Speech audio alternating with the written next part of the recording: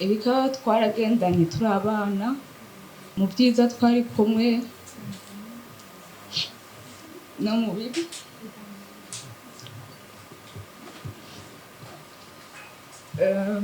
Mama Erika akiriho ndibuka ko yafata nk'umwana wiwe.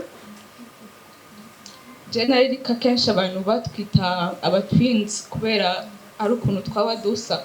Yarameze nk'umumarayika vraiment, yararirimba tukavuga ati ni top. Wewe umukurikiye waca wumva umenga ufise nk'igikere mu kanwa. Ego vraiment yamye ari umuntu ari responsable. Ndibuka twari dufise nk'ikintu twakora twatetse muhira, twaca tugenda mu bapangayi bandi tugafata isahani yacu tukagenda gusangira n'abandi tubana, tugashira kuri plateau imwe tugasangira. Yarahamagara ababanyi bose akagenda dodora akababwira ati n'umunsi turasangira, muzane ibyo mwatetse iwanyu nanje turazana iby'iwacu tugaca dushira kuri plateau.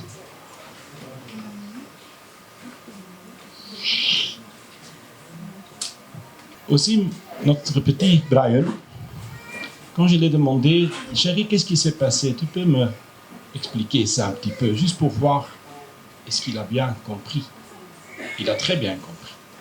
J'ai dit, tu vois, à ce moment, le dimanche soir, il n'y avait qu'une étoile. Je te jure, il n'y avait qu'une étoile.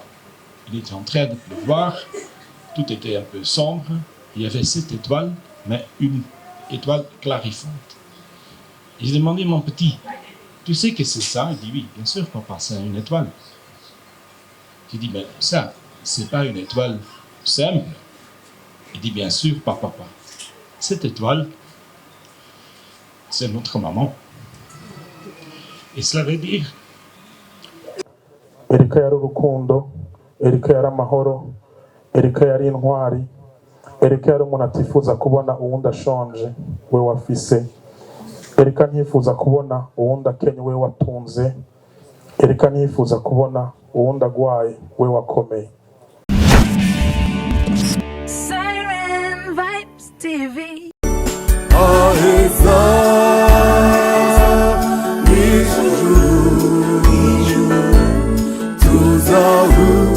Irayo bagenzi aheza nijuru tuzahurirayo bagenzi.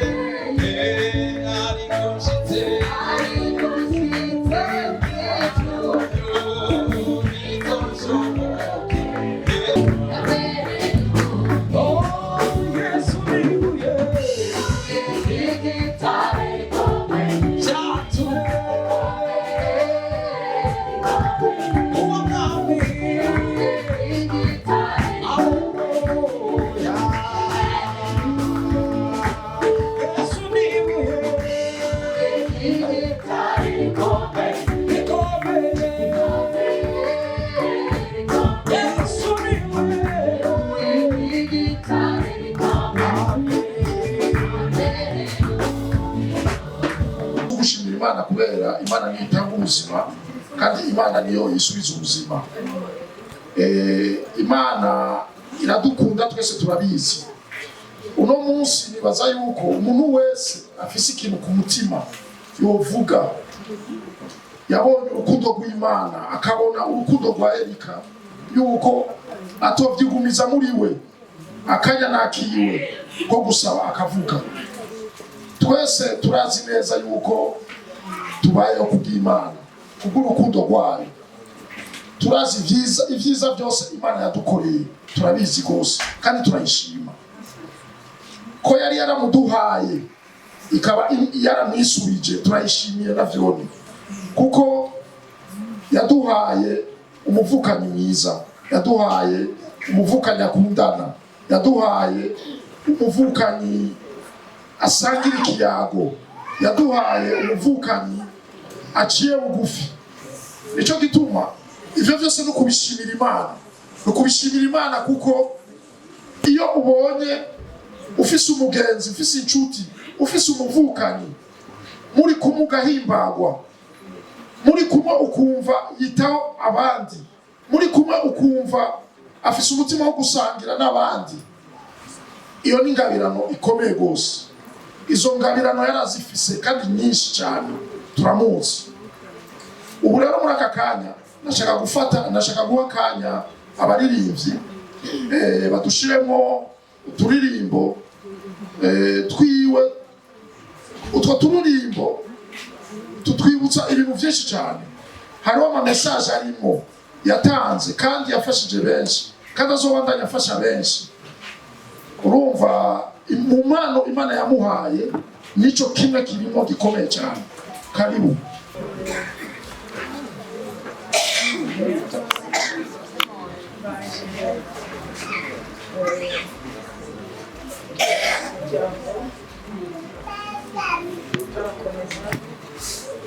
Babwira toutes mes condoléances mukomere. Icyo tuzi cyo nuko umuvandimwe wacu akaba ari umugenzi, akaba ari inshuti muri bamwe akaba abereye umwana mu babyeyi. Ni ukuri Imana imuhe iruhuko ridashira, imuhe gutuza aheza. Ikintu wenda navuga abatanzi, ndi umugenzi wa grande sœur wa Erika, nabanze mvuka mu Rwanda kugira mbe ndi hano. Mbe ndi hano nje nserukira ari abakuzine ba Erika. Bamwe ni twari twavuganye na kanseri wiwe Sonia, hari Joel, Guylaine, Teti. Ukuza hano naje bambwira ati mu mwanya tudahari gerageza uhatubere, uzi ko twabanye igihe kirekire. Jewe Erika ni umwana kuri jewe kuko naramwigishije mu bintu bijanye urusengero. Nari umumonitrice wiwe, naramwigishije. Erika kugira agere muri aya majwi muri kumva ngo aririmbe abe umuhanzi ukomeye, ari aho yahereye. Erika yari umwana akunda kuririmba muri eglise cyane kuva kira kana gato. Aza muri Ecodime, twita Ecodime yari école de dimanche y'abana muri eglise na apostolique. Niho famille yiwe yose yasengeraga, ni naho Sonia twaririmbaganye nawe muri korale na Joel na Teti na Guylaine. Turaririmbana kugeza naho bafata urugendo rwo kujya mu mahanga, ariko narakomeje jewe n'ubu jusqu'à maintenant ndi muri korale y'abamama. Ariko numvishije ko umwana atari umwana, ari umumama asize iminja z'abana bakiri bato babiri. Ntabwo ari umwana pour le moment, yari umubyeyi asize abana bakeneye inkomezi zikomeye zivuye mu bavyeyi bose bari hano kugira nabo bazagere aho natwe twageze.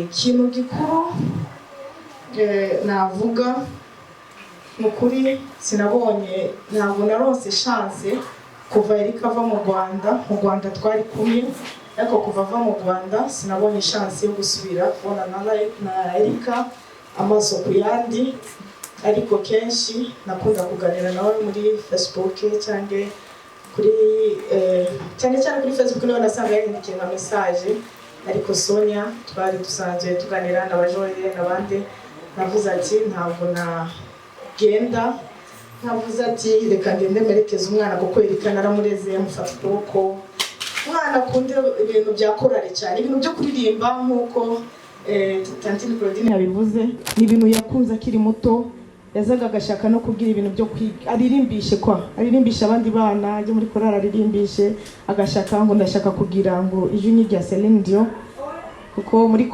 abazi Eglise Apostolique kenshi bakunda kutubwira ngo turirimba nk'abantu bo kwa Papa, dufite amajwi usanga ajya bindi by'amanote kwa. Rero nibyo yakuriyemo abikuriramo, n'aba grand sœurs biwe biramufasha gushika naho abikuramo impano, ibari impano no munsi ejo ifasha monde entier, kuko indirimbo za Erika zirazenguruka zikumvikana kandi zigafasha, kuko n'ibintu bidufashije muri societe no mu gihugu bidufasha cyane. Nukuri muri uwo mwanya ntabwo bidufasha kuguma dumukurikiza amarira, ntabwo biri ngombwa. Muri uwo mwanya n'umwanya wo kumukurikiza amasengesho, bikadufasha nawe ejo n'ejo bundi akazagera aho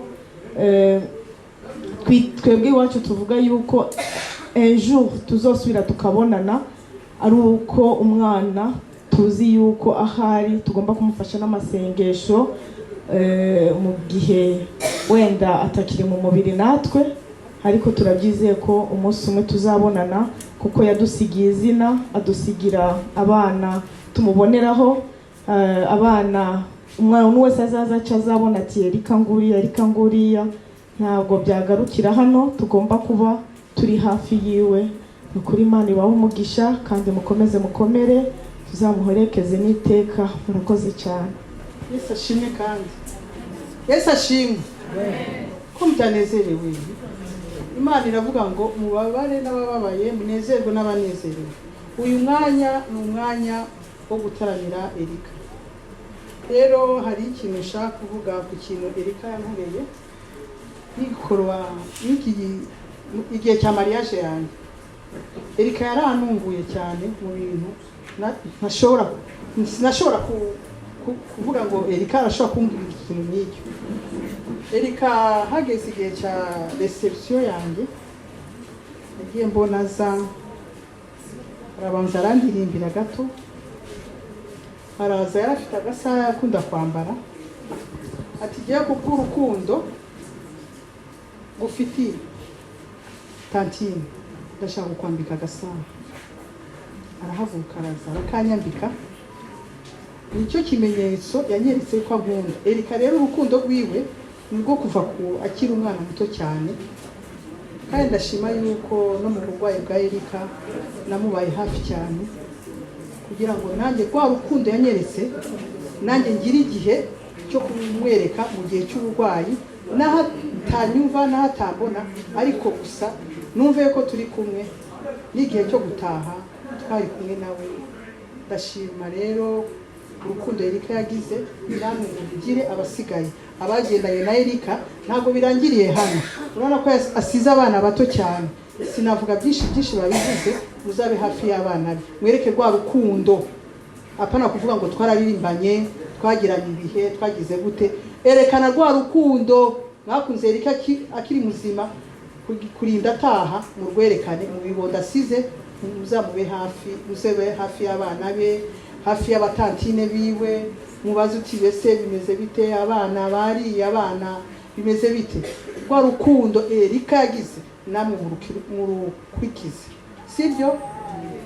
Muzabikora ntabwo bihereye hano gucuraranga gusa cyangwa kumva indirimbo ziwe, muzabishire mu ngiro, mube hafi y'abana be, ube hafi y'imiryango yabo ko nyina wabo nawe abakure ariko abasigaye tantine Christine arahari na tonto tipo Christian n'abandi bose natwe turahari uronsa agasukari akazana uronsa agafu akazana mukaba hafi y'abana urabona ko abana be ari bato cyane sibyo bene data ibiherere hano gucuraranga uzabyerekane mushire mu ngiro samu rakoze nabi bamugisha yafata umwanya wo kubashimira kubona mwaje kudushigikira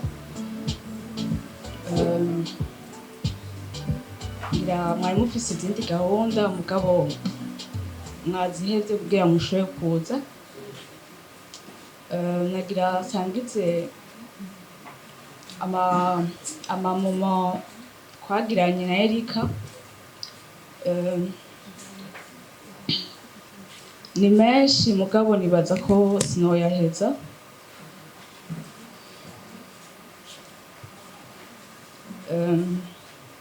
Erika twaragendanye turi abana twarakuranye twarasangiye twarabanye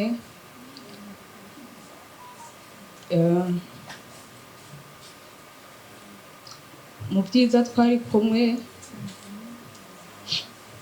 no mu bibi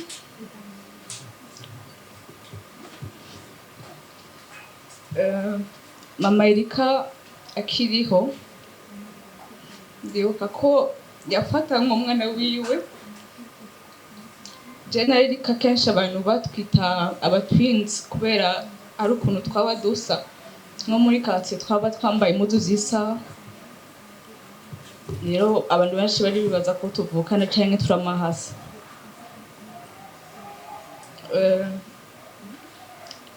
Erika ikintu ngeno novuga ndamwibukira ko nuko yarakundana kandi yarakunda gusenga ndibuka tujana muri chorale muri life center misi yose turi muri chorale niwe yatuyobora ndibuka turi no mu ma repetition turiko turaririmba niwe yaje imbere ngo afate atuyobore kuntu amajwi ndibuka atari watanguye kuririmba ngira nawe azi inyuma kuko waca wumva isoni kuko ijwi ryiwe yarameze nk'umumarayika vraiment yararirimba tukavuga ati ni top wewe umukurikiye waca wumva umenga ufise nk'igikere mu kanwa ego vraiment yamye ari umuntu ari responsable cyane cyane mu bintu byo kuririmba no muhira barabonye yuko yamye ari sharp natwe tugendana warabona ko turi shy turi timide ukuntu mbwa wewe en fait yaraviva vie à 100% n'umuntu yarazi kwa affronter ibintu byose atabwoba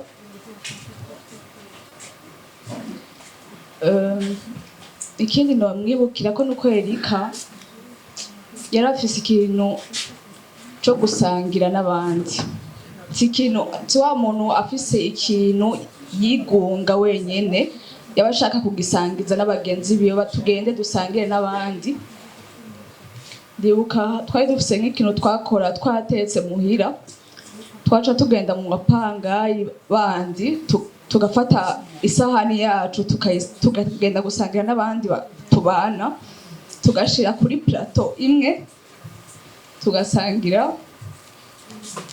yarahamagara ababanyi bose akagenda dodora akababwira ati n'umunsi turasangira muzana ibyo mwatetse iwanyu nanje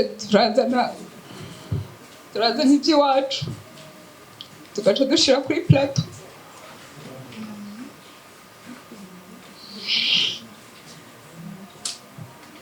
nibyo tugasangira hamwe yaba yaronse amahera makeya akatubwira n'umunsi ndafise n'akadimire 5000 akadutwara kugura n'amakawukawu tukarya tugataha aho twaba twagize agasore kacu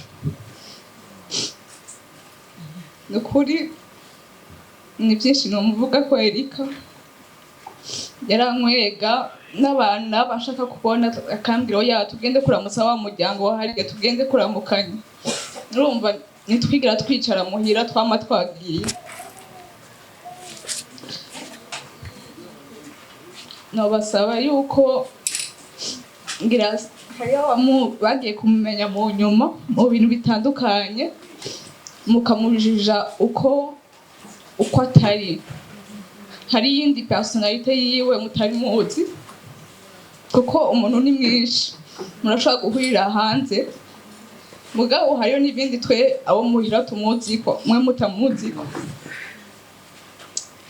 novuga ibyo nibaza ko nuko nababwiye sinobiheza ngo twahava turara ngaho gusa ndabashimiye ko namwaje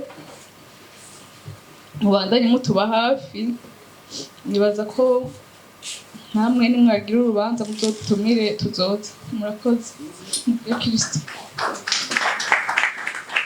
Qu'elle dit toujours que je suis tellement bavardeux comme elle. Pas aujourd'hui.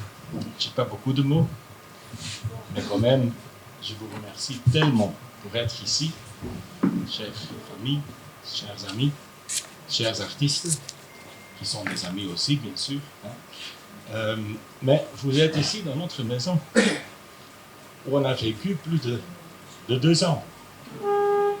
Il y a 1 an qu'on était ici pour fêter la naissance de notre petit prince Amandus Jordan, frère de notre président, comme je le nomme, Brian Samir. 2 enfants tellement brillantes comme elle.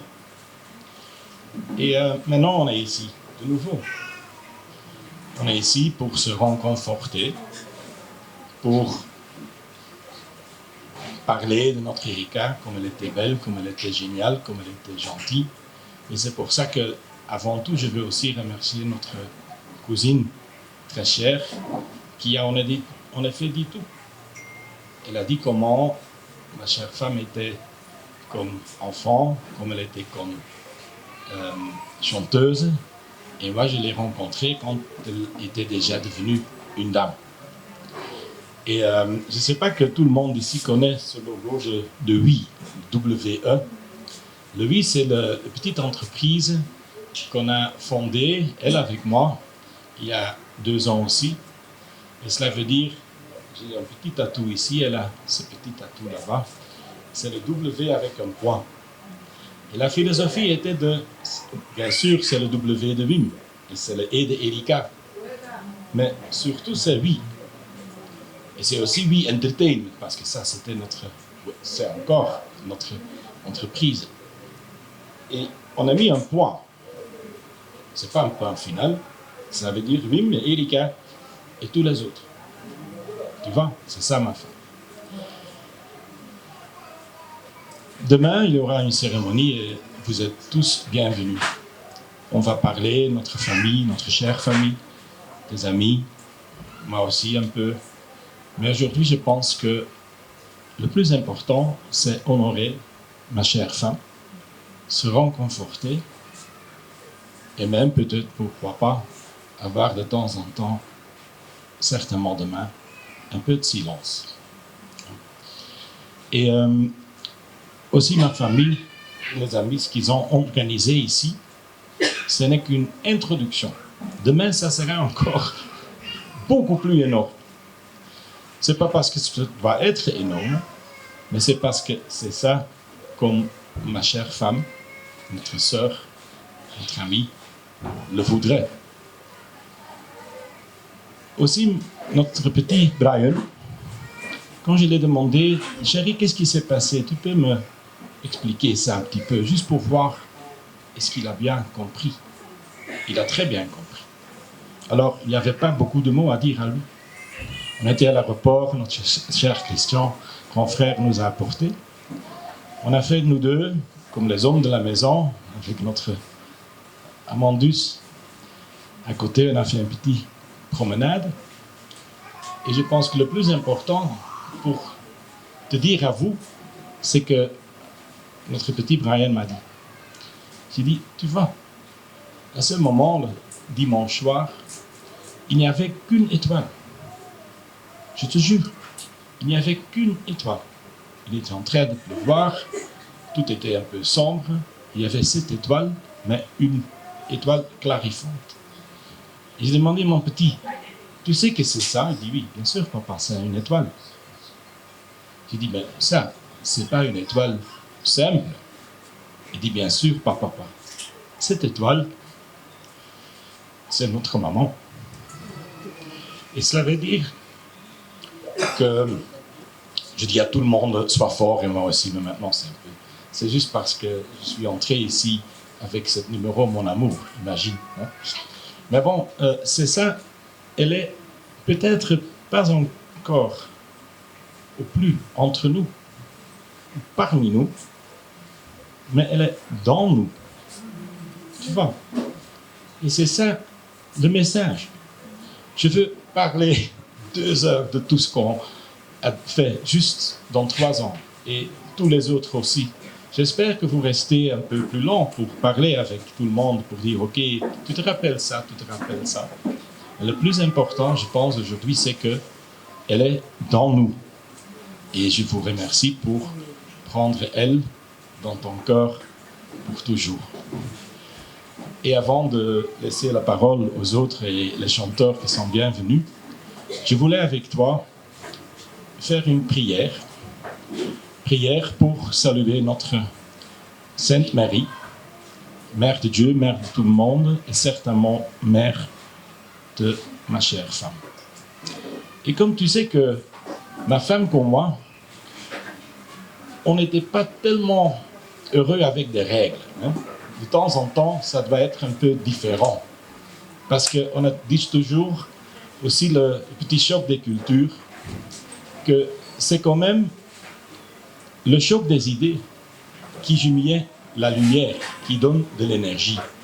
Alors ce que je veux vous présenter et demander, c'est peut-être un peu différent, mais c'est qu'on va prier, je vous salue Sainte Marie, mais chaque fait dans sa propre langue.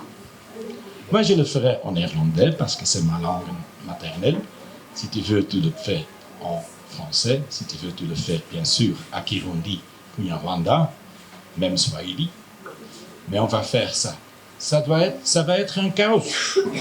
Mais c'est pas grave. C'est pas grave. Parce qu'on était comme ça. Hein? Je pense que tout le monde qui était ici était toujours très bienvenu. Ils seront bienvenus aussi dans la future. Alors, je vous demande de prier avec moi, chaque dans sa langue. S'il vous plaît, je vous salue. Wees gegroet Maria, vol van genade.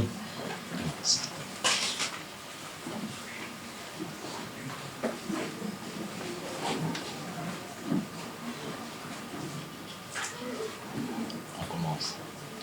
Wees gegroet Maria, vol van genade. Gezegend zijt gij boven alle vrouwen. En gezegend is de vrucht van uw lichaam, Jezus.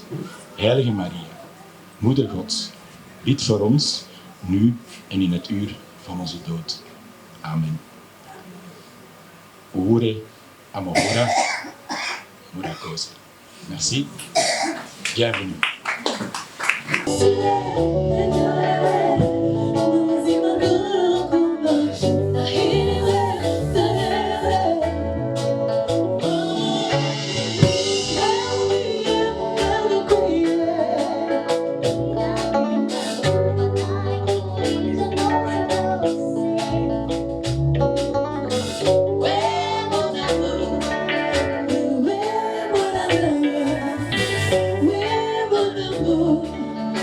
Where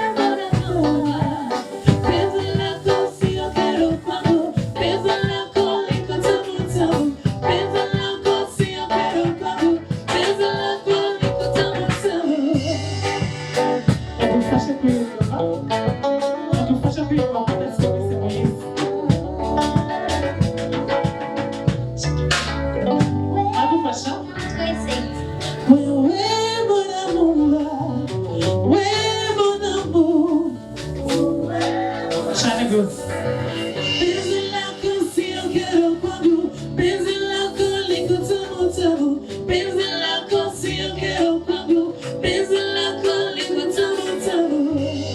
Uzisubire kugufasha zababazi.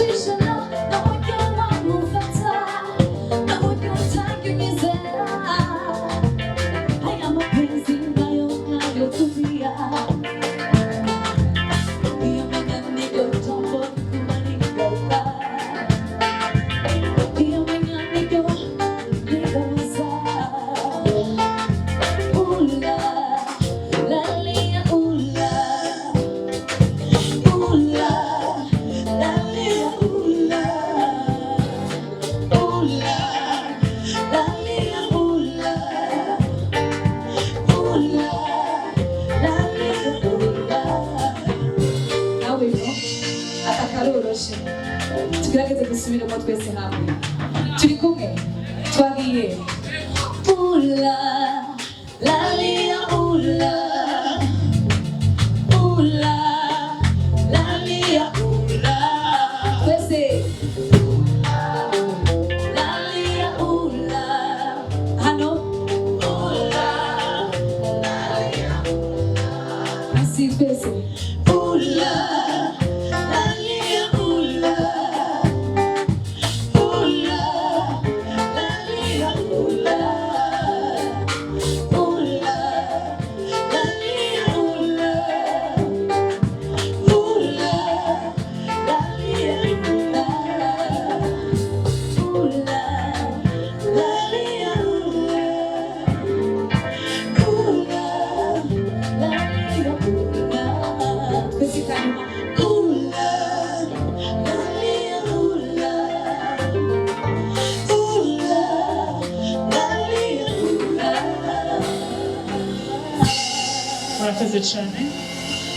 Merci beaucoup.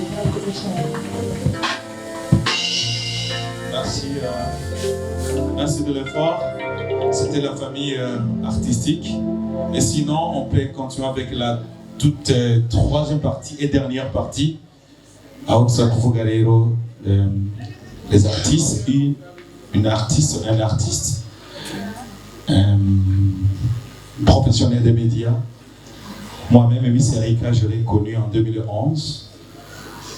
Je l'ai connu via Thierry Herakosidjo. Je l'ai connue depuis 2011. J'étais journaliste à Radio Culture. Elle sortait sa toute première chanson au studio Maïmo Bolicot. je l'ai connu grâce à Amidou Hassan, un ami qui l'a connu avant. Et comme Miss Erika Yegrenietiane n'a de cause, Arafro, n'a Shan Queen, n'a pu connaître Miss Erika. Avec une voix sensuelle et sensationnelle, avec une technicité musicale hors pair. J'étais ici il y a 2 ans. On parlait du projet Oui. J'ai fait une communication avec le monsieur. Il était en Belgique. On était à World Beach avec Ami Pro.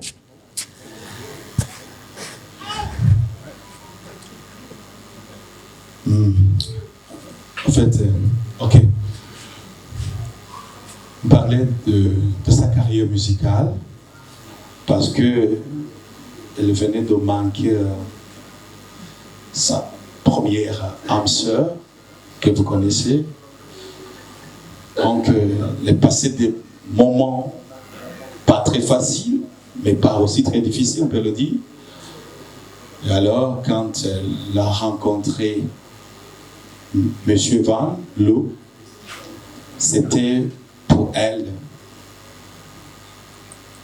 une solution à plusieurs problèmes.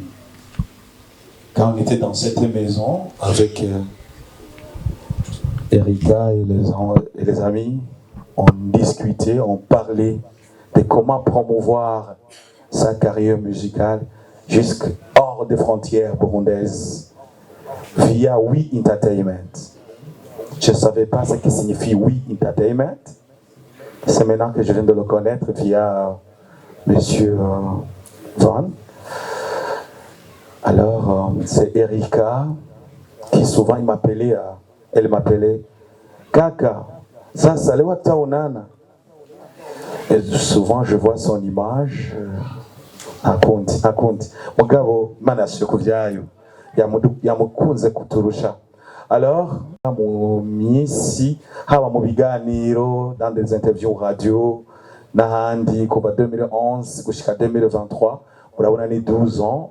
Mw'ico gihe nokuri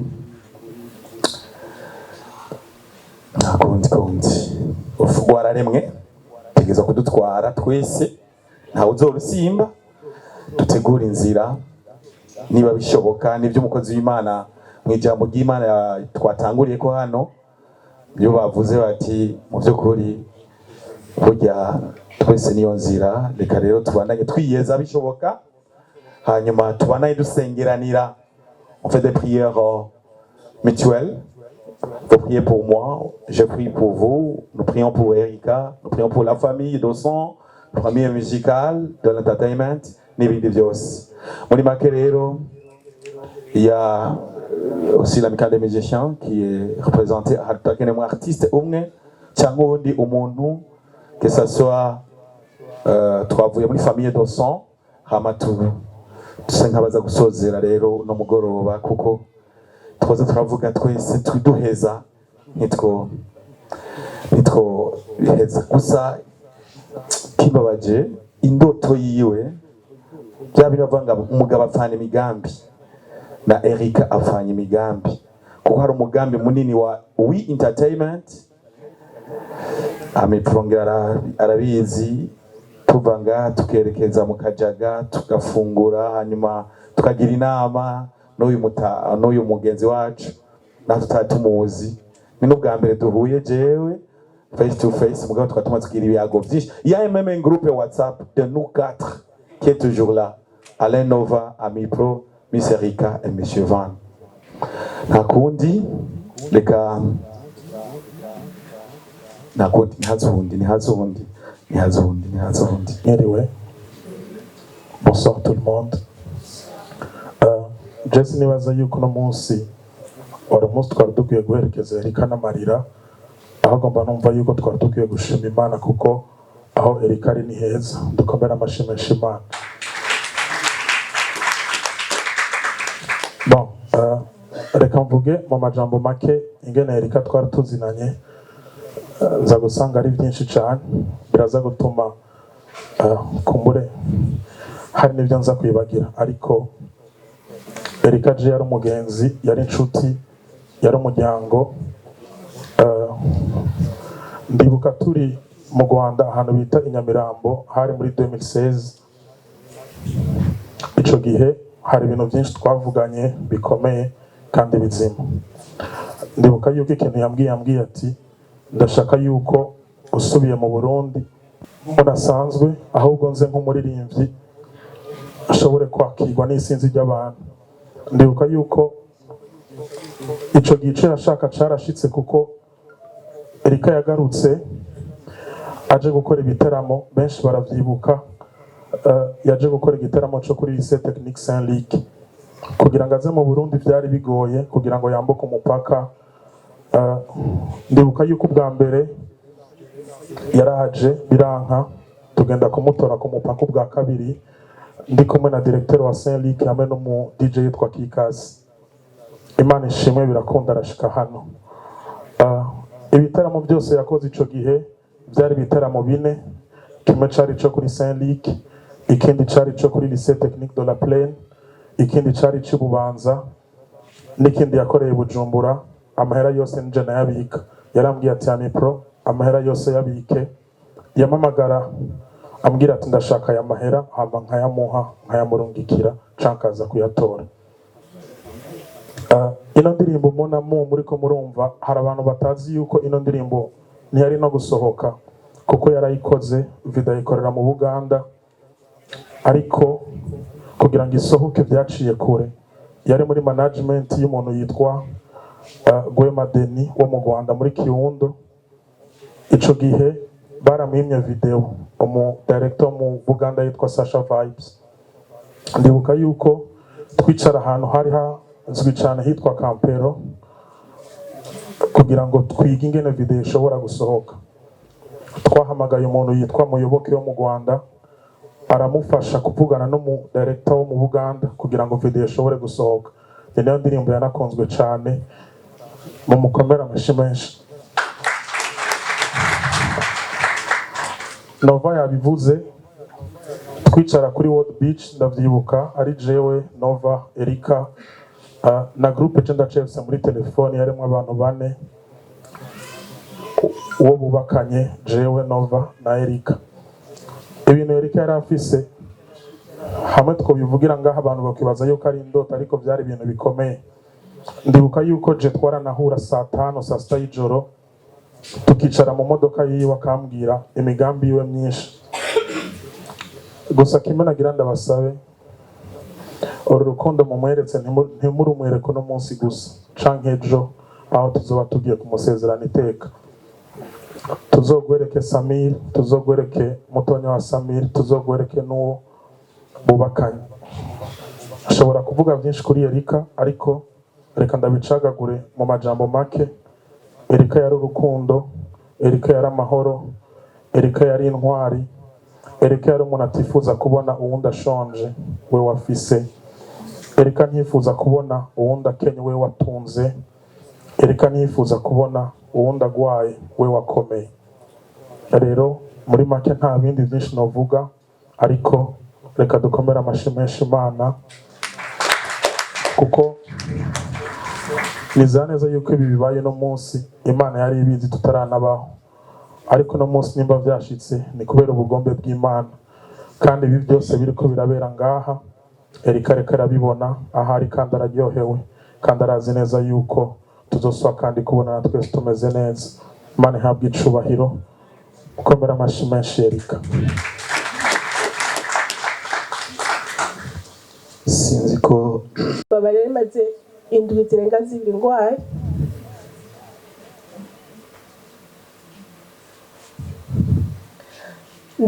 Nagerageje kuraba amaso y'abantu bari ngaha. Benshi ntitubabajwe nuko Erika agiye, benshi tubabajwe n'indoto cyane cyane mu guteza imbere igihugu cyacu umwuga wo kuririmba. Abandi nk'abavyeyi bakavuga ati bajya abana bari bakiri bato, mugabo je ico nosaba tubakurikiza amasengesho nico kintu gikomeye. Erika ninjiye mu mwuga wo kumesha amakuru mu 2014 rero natangura akazi muri RTNB. Ari mu bantu ba mbere baririmbyi twari turi hafi. Ni umuririmbyi utomwumva ko yigeze kugirana ikibazo n'umuntu. Ndazi ko abantu benshi bazavuga ngo uyu muntu apfuye no bamuvuga neza. mugabo ivyo ni ibintu noshingira inaye ko ata kibazo yagirira n'abandi baririmbyi. Twe baradutura ingorane z'abandi baririmbyi kumva ko kana kandi bavugana neza kana kabafitanye ikibazo, mugabo nta kibazo na kimwe yigera bumva kuri Erika. Nukuri ndabasavye amasegonde 30 Mose amusengere mu mutima wiwe. Murakoze. Merci. Namenye icyo giza Erika arikuye aho mama yamwigishije kuririmba nabibonye. Amical des musiciens ndashimiye Bright.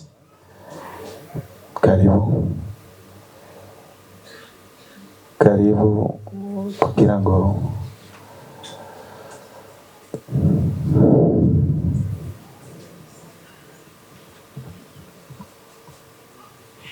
Miriwe mwese, amahoro y'Imana abane namwe.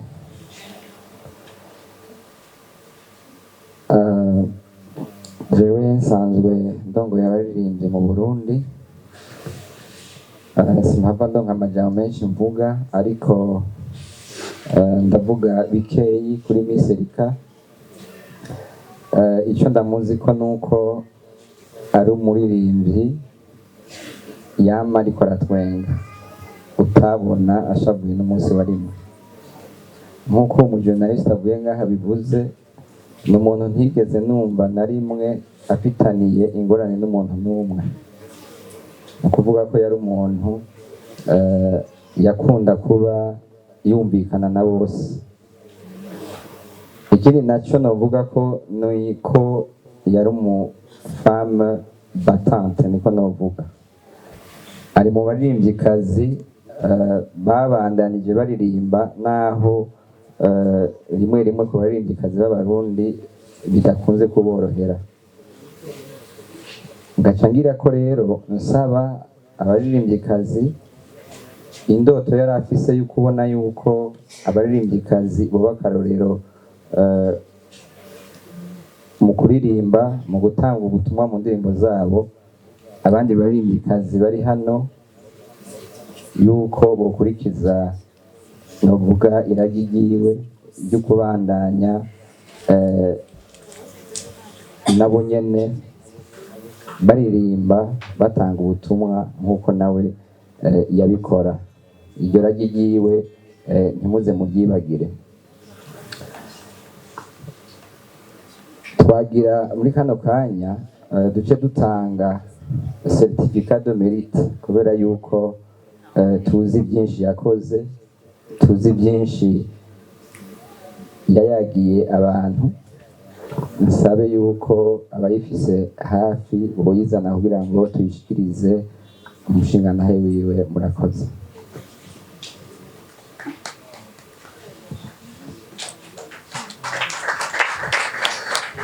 bansabye mpabe nsoma ibiriko. Karibu umugabo atangura yishikire yamushikirize, hanyuma usoma ivyanditse ko agafoto kabaye ganuru n'akavideo. Ego. Reconnaissance de son travail remarquable et exceptionnel tout au long de sa carrière. Ces chansons ont représenté le drapeau burundais à maintes reprises sur la scène internationale. Nous exprimons notre profonde gratitude pour son engagement et sa contribution significative et constante au développement de la musique burundaise. Signé le 24/11/2023, président de l'amicale des musiciens du Burundi, Bright Olivier Niachoulié. Merci beaucoup. Merci beaucoup.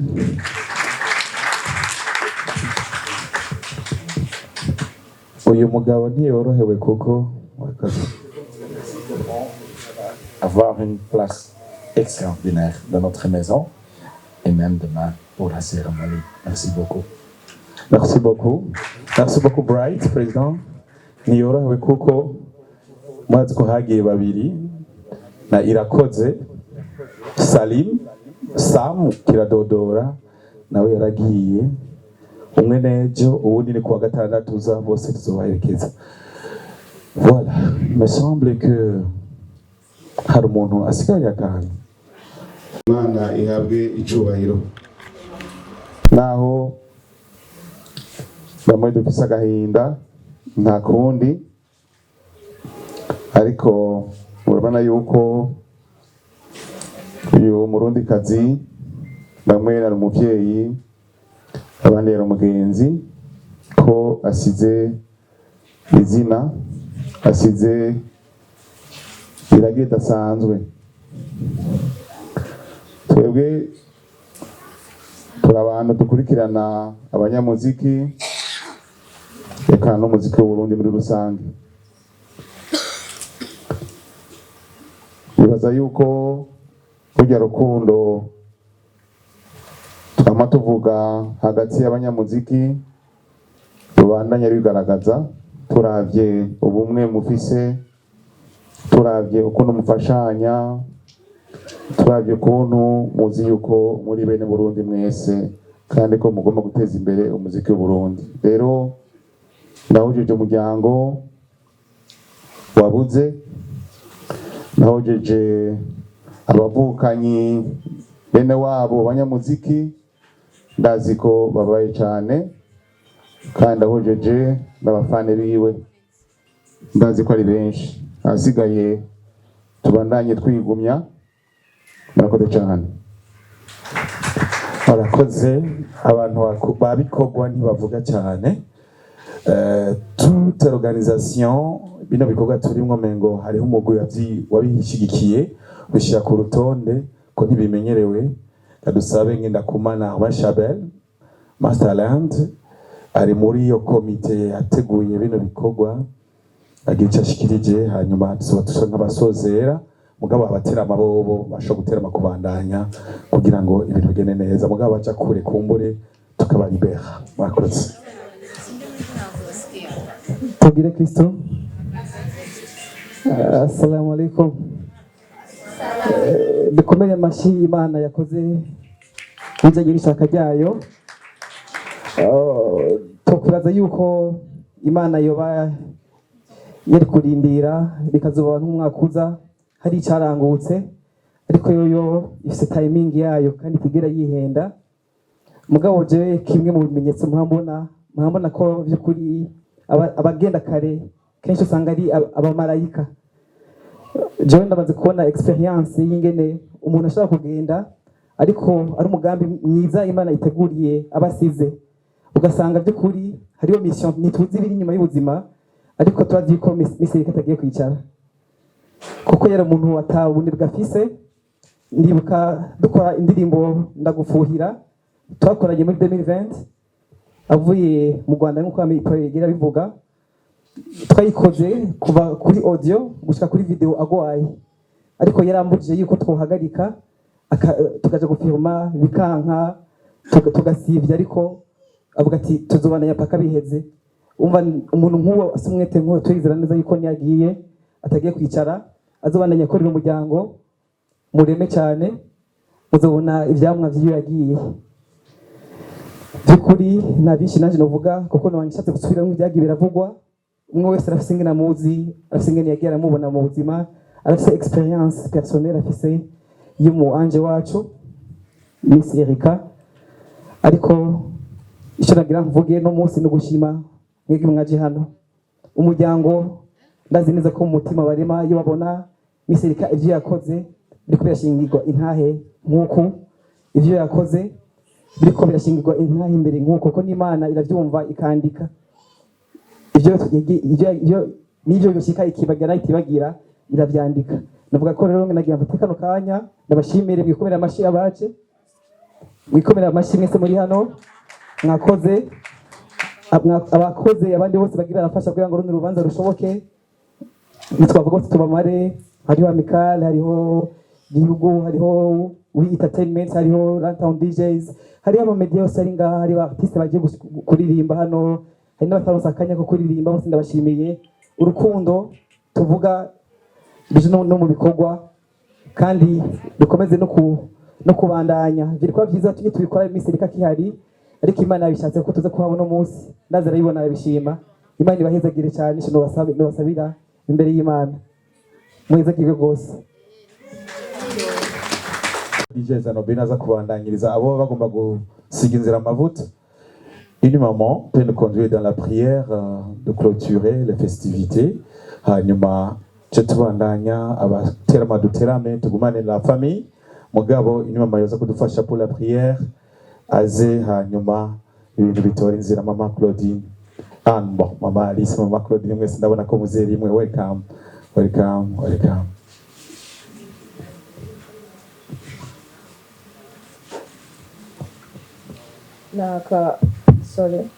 naka irimbo gato kaverso gato hanyuma tukahita dukomeza no gusenga.